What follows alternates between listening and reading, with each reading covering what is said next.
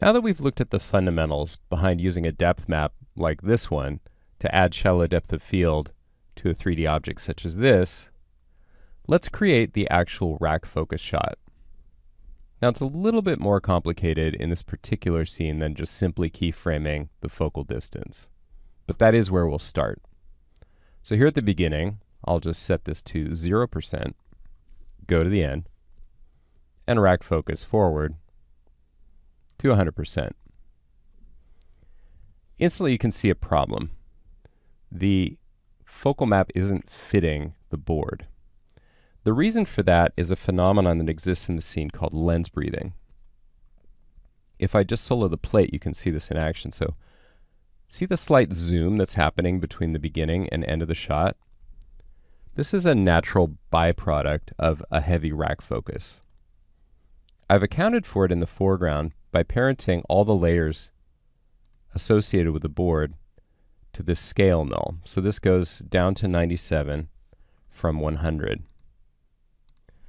I'll copy that to use it in this scene as well.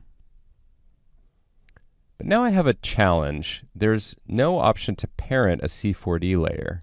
And if I look at the scale controls, they have expressions applied. This is where we hit the limits with Cineware.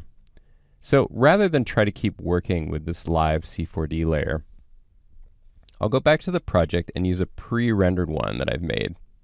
Now, if you want to make one for yourself, all you have to do is solo the layer and choose Composition, Save Frame As File, and that'll save a single frame. So that's all this is. So I'll just add this one in, move it to the back, and get rid of the C4D scene.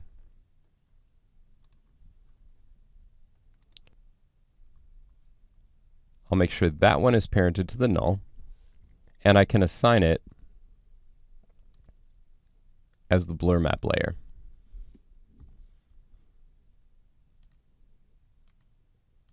Unfortunately, the problem still exists, and in this case, the reason is that I need to pre-comp.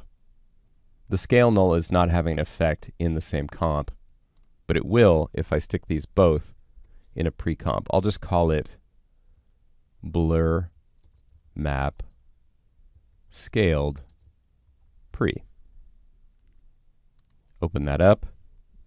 If I zoom out, you can see a gap around the edges, which I can easily solve by just adding a background solid. I'll just call it BG.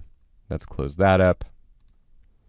And now once again, I need to move that to the back and assign it as the blur map layer.